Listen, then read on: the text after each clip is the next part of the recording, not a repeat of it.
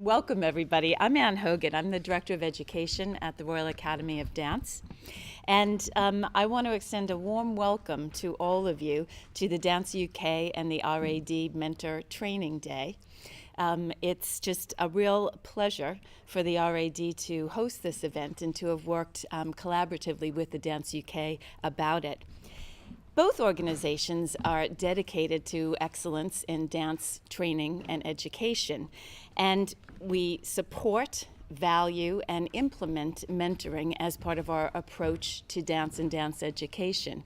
So it's just a real pleasure for us to have the opportunity to bring together dance mentors and dance advocates to share their experiences about mentoring, but also hopefully to explore the future of mentoring a bit, to see how it might develop further to enhance dance education and training. Before we get going, I have just a couple of housekeeping things that I need to run by you. Over here in the back corner, that is the fire exit. We're not expecting any fire drills, so if anything rings, then that's the direction that we want to hand it to.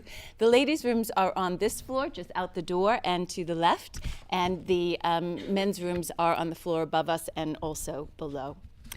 I hope everybody has a really enjoyable and a really productive day. And I want to hand it over now to the Director of Dance UK, to Caroline Miller. Welcome, I'm part of the RAD.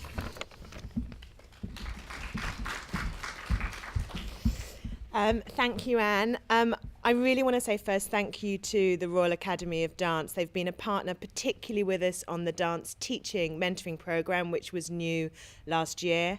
And they've given us the space today. They've also given us their expertise in mentoring training. And they've been, just great, and a real example of a classic Dance UK member stepping up whenever they see something that the industry could really do with some help on. This programme has been funded by Arts Council England and also by Creative Scotland. And most of all, I really wanted to thank all of you here today. Many of you have already been mentors on the mentoring for either the dancers or the dance teaching mentoring programme. And that has been one of the striking things about this mentoring programme, the quality and the diversity of the mentors who pretty much universally say yes to helping the dancers or the dance teachers when we ask. Dance UK first piloted a dancers mentoring programme back in 2006. It was funded by then Scottish Arts Council and Arts Council England. And people within the industry nominated dancers who they saw as future leaders. And we selected 12 from England and 4 from Scotland. And a lot of those artists have gone on to leadership positions. We have Andrew Hurst here today, who is now company and tour manager for the Royal Ballet.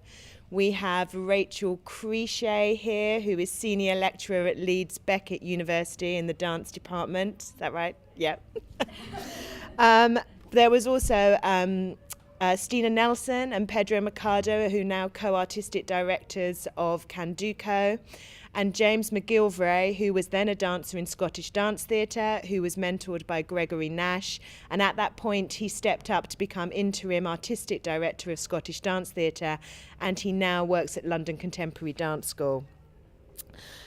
Since 2006, we had a little bit of a break, and then we reintroduced the programme back in 2012, I think it was.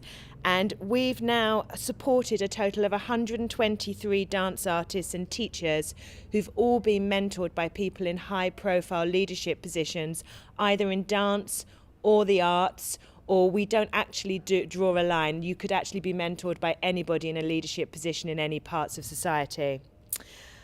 All of those who apply for the mentoring programme are first nominated by somebody else in the industry, either their employer or a peer. And this really is the thing that makes this programme different, because we already know that we're going to select the right people because they've already been identified by their peers. Once they've been nominated, we ask the artists to apply and explain why they think they would benefit from mentoring. And then we organise a steering committee of dance professionals who select the 20 dancers and the 20 dance teachers who will be on the programme for that year. And we look at a mixture of people's potential, where they're based in the country, where we think there are gaps in leadership within the sector. Once we select those artists, we then have a conversation on the phone with them and we talk about who might be a good mentor for them and what their ambitions are. Once they're matched, they then have 4 meetings over 8 months with a mentor, and we ask that mentor to discuss the artist's ambitions, how they might realise them, what skills they have, question what they want to do, and also, where appropriate, open their address books and contacts to those artists.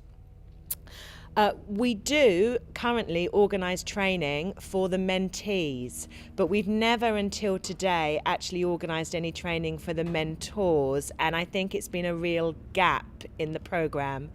So many people now get asked to mentor other people within the industry, but with very little support on how to do it and what's the right way to approach a relationship. And we do know every relationship is unique.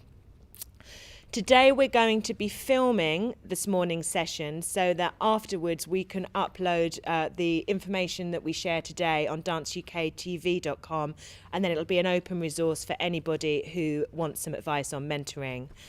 This afternoon session will not be filmed, so feel free to say what you want to say. It's a closed room. We won't be filming you this afternoon. I would now like to hand over to Michelle Groves, who's the Dean of the Faculty of Education for the Royal Academy of Dance, and she's going to talk to us about mentoring through a theoretical lens.